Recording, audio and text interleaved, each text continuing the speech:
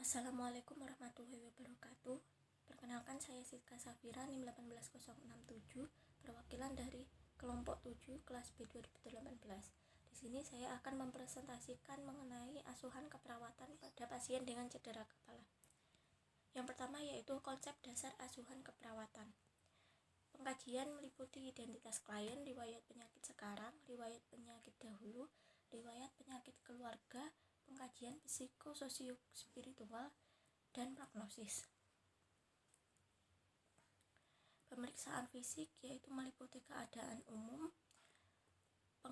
pemeriksaan fungsi cerebral yaitu meliputi status mental, fungsi intelektual, lobus frontal. Yang ketiga, pemeriksaan saraf kranial. Yang terakhir yaitu sistem sensorik. Untuk pathway-nya bisa dilihat sendiri pada layar.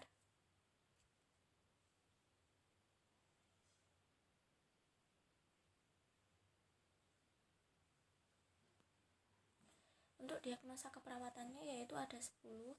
Yang pertama, ketidakefektifan pola nafas berhubungan dengan gangguan neurologis atau trauma kepala. Yang kedua, resiko ketidakefektifan perfusi jaringan otak berhubungan dengan penurunan kesadaran. Yang ketiga, kekurangan volume cairan berhubungan dengan kehilangan cairan aktif. Nyeri akut berhubungan dengan trauma kepala. Yang kelima, ketidakefektifan bersihan jalan nafas berhubungan dengan sekret tertahan dengan bunyi ronki basah di dasar paru kanan. Yang keenam, konfusi akut berhubungan dengan gangguan tingkat kesadaran. Yang ketujuh, resiko jatuh berhubungan dengan penurunan kesadaran. Yang delapan, hambatan mobilitas fisik berhubungan dengan penurunan kesadaran atau kelemahan dan imobilisasi. Yang kesembilan, defisit perawatan diri berhubungan dengan ketidakmampuan mengakses kamar mandi. Yang kesepuluh, resiko dekubitus berhubungan dengan imobilisasi fisik. Intervensinya atau rencana tindakan diambil berdasarkan diagnosa keperawatan yang telah diambil dan juga berdasarkan kondisi pasien, kebutuhan apa yang belum terpenuhi. Baik, yang kedua yaitu asuhan keperawatan pada pasien ICH atau intracerebral hematoma. Di sini identitas klien yaitu pasien bernama Tuan AH, berusia 76 tahun, jenis kelamin laki-laki, pekerjaan wira swasta, alamat Jember, status menikah, agama Islam. Tanggal masuk rumah sakit yaitu 6 Oktober 2019 pukul 7.30. Tanggal pengkajian 6 Oktober 2019 pukul 8. Riwayat kesehatan. Keluhan utama klien yaitu kesadaran menurun. Riwayat penyakit sekarang, klien masuk IGD Rumah Sakit Ibnu Sina dengan kesadaran menurun sejak 30 menit sebelum masuk rumah sakit. Keluhan dialami secara tiba-tiba. Awalnya klien mengeluh sakit kepala hebat pada malam sebelumnya disertai muntah yang menyemprot. Klien memiliki riwayat hipertensi, diabetes mellitus. Saat ini mengkonsumsi obat amlodipin 10 mg dan suntik insulin. Riwayat opname 1 minggu yang lalu dengan vertigo. Untuk riwayat penyakit dahulu, riwayat trauma kepala tidak ada. Klien memiliki riwayat hipertensi dengan berobat tidak teratur dan riwayat diabetes mellitus dengan berobat teratur. Untuk riwayat stroke tidak ada. Riwayat penyakit keluarga tidak ada yang mengalami sakit hipertensi dan diabetes mellitus. Untuk riwayat pengobatan, klien memiliki riwayat pengobatan amlodipin 10 mg dan injeksi insulin. Untuk pemeriksaan fisiknya diperoleh keadaan umum, sakit berat, tekanan darah 190/120 mm/Hg, nadi 94 kali per menit, pernafasan 20 kali per menit, suhu 36 derajat Celcius. Untuk status neurologisnya diperoleh GCS 8E2-4F2, kepala bentuk simetris, tidak ada benjolan, tidak ada luka, tidak ada krepitasi. Leher bentuknya simetris, tidak ada pembesaran kelenjar tiroid dan tidak ada kaku kutub. Bisa dilihat sendiri di layar. Untuk motoriknya, pergerakan dan kekuatannya lateralisasi sinistra. Refleks patologiknya, sensoriknya sulit dinilai dan koordinasi gait dan keseimbangan tidak dievaluasi. Pemeriksaan penunjang di sini terdiri dari pemeriksaan darah rutin, glukosa darah sewaktu, radiologi, fototoraks, dan CT scan. Untuk hasilnya bisa dilihat sendiri pada layar. analisa datanya yaitu DO-nya GCS 8 dengan data GCS 8E2 M4FV2, tekanan darah 190/120 mm/Hg, nadi 94 kali per menit, pernafasan 20 kali per menit, suhu 36 derajat Celcius.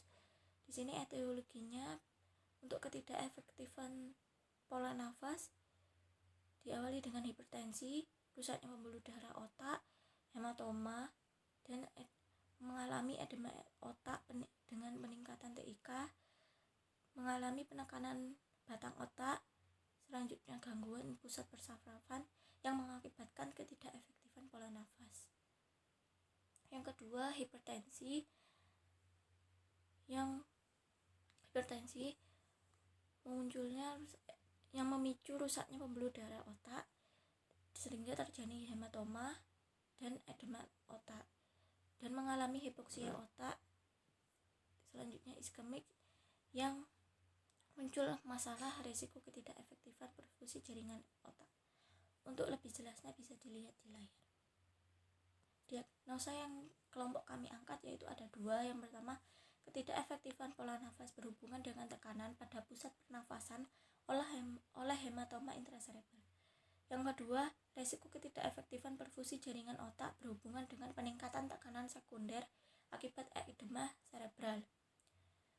Untuk intervensinya dilakukan pada hari Minggu 6 Oktober 2019, yaitu ketidakefektifan pola nafas berhubungan dengan tekanan pada pusat pernafasan oleh hematoma intrakranial.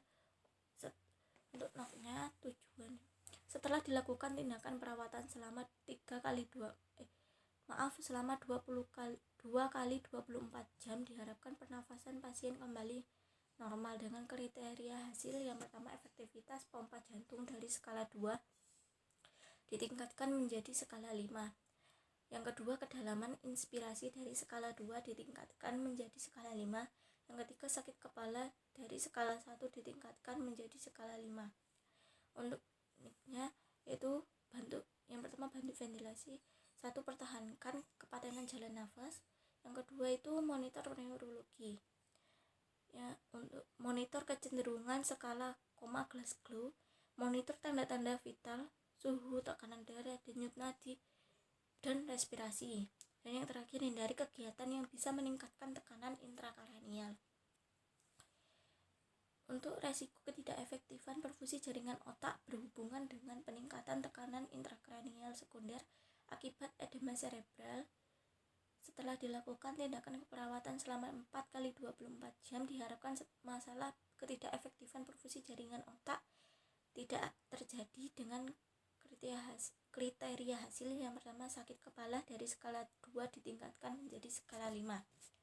Yang kedua, keadaan pingsan dari skala 3 ditingkatkan menjadi skala 5. Yang ketiga, penurunan tingkat kesadaran dari 3 ditingkatkan menjadi 5. Untuk linknya, manajemen edema cerebral. Yang pertama, monitor adanya kebingungan, perubahan pikiran, keluhan pusing, dan pingsan. Yang kedua, monitor tanda-tanda vital, monitor tekanan darah, nadi, suhu, dan status pernafasan dengan tepat. Identifikasi kemungkinan penyebab perubahan tanda-tanda vital. Untuk evaluasinya, untuk diagnosa yang pertama, Senin 7 Oktober 2019 pukul 13.45. Evaluasinya yaitu GCS 10E3M4F3, tekanan darahnya menurun menjadi 160/100 mm/Hg, nadi 90 kali per menit, pernafasan 20 kali per menit, suhunya 36,3 derajat Celcius. Masalah teratasi sebagian, rencana diteruskan. Lanjutkan intervensi 1, pertahankan intervensi 2, 3, 4, dan 3. 2, 3, 4, dan 5. Untuk diagnosa yang kedua yaitu masalah teratasi sebagian, rencana diteruskan. Lanjutkan intervensi 2 dan 3, pertahankan intervensi 1. Untuk yang diagnosa 1 dilakukan pada Selasa 7 Oktober 2019 pukul 13.45, diperoleh GCS 10E3M4V3, tekanan darahnya menurun menjadi 145/95 mm/Hg, nadi 94 kali per menit, pernafasan 20 kali per menit, suhu 36 derajat Celcius. Masalah teratasi sebagian, rencana diteruskan, lanjutkan intervensi 2 dan 3, pertahankan intervensi 1. Untuk yang diagnosa 2 yaitu masalah teratasi sebagian, rencana diteruskan, lanjutkan intervensi 2 dan 3, pertahankan intervensi 1. Baik, terima kasih. Hanya ini yang bisa saya sampaikan. Apabila ada salah kata saya mohon maaf. Wassalamualaikum warahmatullahi wabarakatuh.